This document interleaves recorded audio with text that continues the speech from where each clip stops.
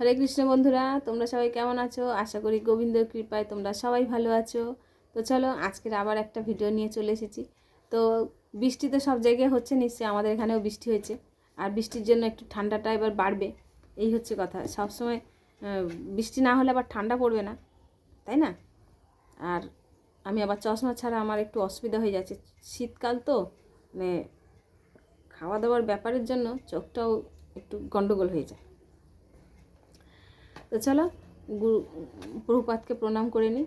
নমো বিষ্ণুপাদায় কৃষ্ণ পৃষ্ঠায় ভূতলে শ্রীমতে ভক্তি বেদান্ত স্বামিনীতি নামিনে নমস্তে সরস্বতী দেবী গৌরবাণী প্রচয়নে নির্বিশেষ শূন্যবাদী পশ্চাতেশ্বতারিণে বাঞ্ছাকল্পতরুভশ্চ কৃপা সিন্ধু এব চ পতিতদানাং পাবনেভ্যো বৈষ্ণভ্যে নমো নমঃ। জয় শ্রীকৃষ্ণ চৈতন্য প্রভু নিত্যানন্দ শ্রী অদ্বৈত গদাধর শিবাসাদি গৌর ভক্তবৃন্দ। হরে কৃষ্ণ কৃষ্ণ কৃষ্ণ হরে হরে হরে রাম রাম রাম হরে। তো আজকের যে গ্রন্থ থেকে পাঠ করব কৃষ্ণ ভক্তি সর্বোত্তম বিজ্ঞান। তো এখানে অনেক বন্ধুরা হয়তো পছন্দ হচ্ছে না, শ্রবণ করতে ভালো লাগে না, কিন্তু শ্রবণ তোমরা করবে। এখান থেকে অনেক কিছু আমরা জানতে পারবো, যেগুলো আমরা সাধারণ বই পড়ে জানতে পারবো না, আমাদের জানাটা খুব দরকার। তো এখানে হচ্ছে দ্বিতীয় পাঠ, প্রথম পাঠ শেষ হয়ে গেছে, এবার হচ্ছে দ্বিতীয় পাঠের থেকে পাঠ করব। এখানে কি বলেছে? আধুনিক যুগের বৈজ্ঞানিকদের জ্ঞান ভ্রান্ত। জৈব রসায়নবিদ থ্রুডম সিং পিএইচডি এর সঙ্গে সংলাপটি হয় 1977 সালে 3 ফেব্রুয়ারি 3 তারিখে ভুবনেশ্বরে। শিল প্রভুপাদের যে সাক্ষাতের যে কথোপকথনের যে কথাগুলো হচ্ছে সেটাই। এই আধ্যাত্মিক বিজ্ঞানের ঊর্ধ্বে কিছু নয়, এটা হলো পরম বিজ্ঞান, সবচেয়ে বাস্তবমুখী বৈজ্ঞানিকের উপলব্ধি। একদিকে রয়েছে জ্ঞান, যা সম্পূর্ণরূপে তাত্ত্বিক জ্ঞানের ব্যাপার, যেমন আধুনিক যুগের বড় বড় তথাকথিত বৈজ্ঞানিকদের জ্ঞান। তারা ব্যাখ্যা করেছে কেমন করে জড় বস্তু এবং জড় দেহ কাজ করছে, কিন্তু আত্মা কেমন করে কাজ করছে, কেমন করে সে জড় দেহে বাস করছে এবং জড় দেহটিকে নিয়ন্ত্রণ করছে, তা তারা জানে না। এমনকি নিজেদের আত্মা সম্বন্ধেও জানে না। অন্যদিকে রয়েছে এই বিজ্ঞান, যা শুধু তাত্ত্বিক নয়, বাস্তবমুখীও বটে। এই বাস্তব জ্ঞান তুমি তোমার নিজের জীবনের উপলব্ধি করতে পারো। তোমার এই ক্ষণস্থায়ী জড়দেহ থেকে পৃথক তুমি কে? এই জ্ঞান তোমার প্রকৃতি চিন্ময় স্বরূপ এবং কেমন করে জীবনের শেষে চিন্ময় জগতে ফিরে যাওয়া যায় সেই সম্বন্ধীয় জ্ঞান। এই জন্য শ্রীমদ্ ভগবত গীতায় ভগবান শ্রীকৃষ্ণ বলেছেন, জ্ঞানন্তেহং সবিজ্ঞানমিদং বক্সাম্য শেষতঃ যজ্ঞজ্ঞাতঃ নেহ ভুবঃ নজ্য জ্ঞাতব্যমাবশিষ্যতে। আমার ভুল হতে পারে, তোমরা আমাকে ক্ষমা করে দিও। আমি এখন পূর্ণরূপে এই জ্ঞান তোমাকে বলবো।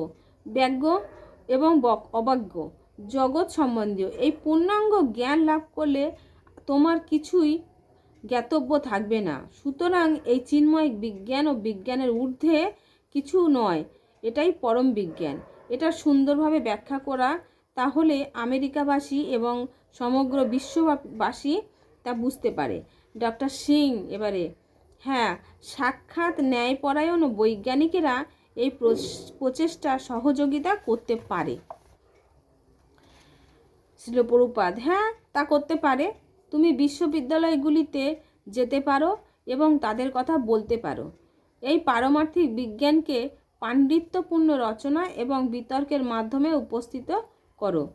প্রাচীনকালে বিজ্ঞ ও পণ্ডিতের ভ্রমণ করতেন এবং তুমিও তাই করো। সংকেত তাকে বলে দিগ্বিজয়। পণ্ডিত ব্যক্তি সবাইকে জানায়, আমার এই জ্ঞান আছে, আসুন আমাকে পরাস্ত করুন, কিংবা আমি আপনাকে পরাস্ত করি। আর যিনি পরাস্ত হন তিনি বিজয়ী পণ্ডিতের একজন ছাত্র হয়ে যান। ভারতবর্ষের যে কোনো বিষয়ে এটাই ছিল রীতি।